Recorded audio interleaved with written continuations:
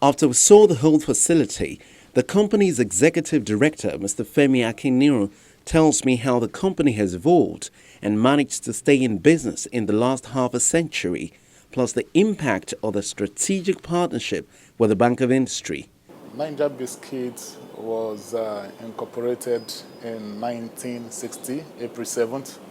It was first of all incorporated as a pioneer biscuit company in 1960, April 7th.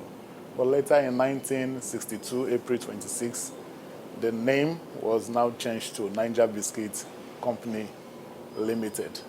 And since then, Niger Biscuits have been into production of biscuits and confectionaries. From a section, they started with a line of biscuits, with a biscuit line.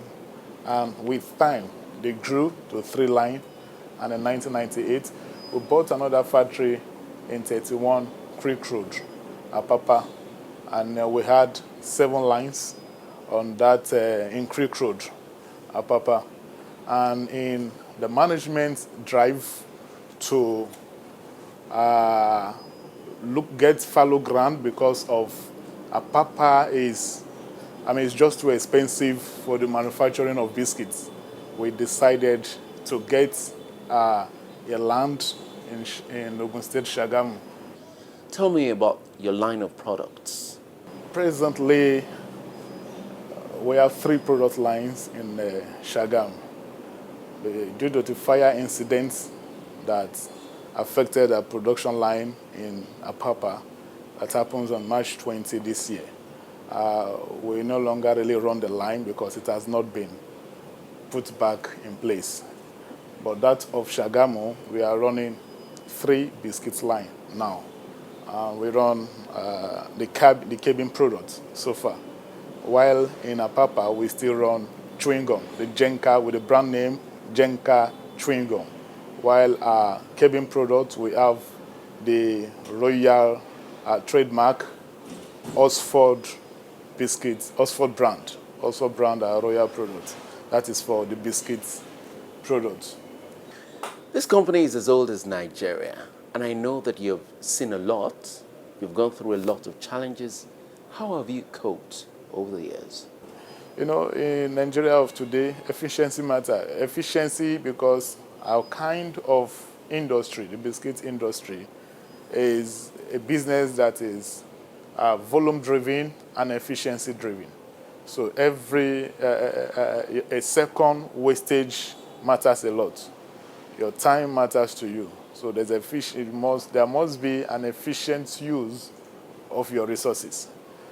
You manage your overhead, but the major thing is that we always put the staff, the employee, along in every strategy we are adopting.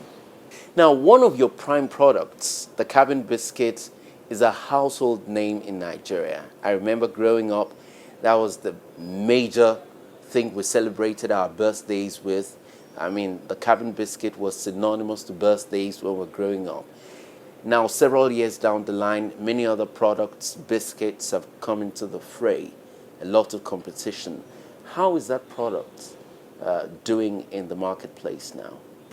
Niger Biscuit happens the first biscuit company in Nigeria. I could say even the whole of West Africa. It happens to be the first biscuits company. And along the line, a lot of biscuits companies have come up. And when it comes to the cabin product, it's an household name in Nigeria. And once you mention Oxford, everybody will quickly remember that product, cabin biscuits. Most of our products, especially the cabin, is in high demand. That it's seriously in high demand today because the cabin biscuits still remain the #1 in terms of acceptance, and the royal name, the goodwill that they have built over the years still makes the product and that brand sustainable. What is your installed capacity, and are you able to meet up to that capacity? And the installed capacity of the lines is 150 tons per day. That means 50 tons per line per day. You've talked about the fire incident at your Apapa factory. I'd like you to tell me, how bad was it? What was the impact of that incident on your business? The fire incident in Apapa was not really the main reason why we came here.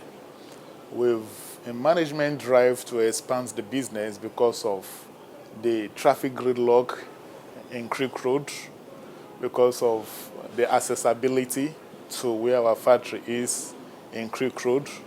It's difficult for suppliers, it's difficult for distributors to access our facility in Apapa and pick the product.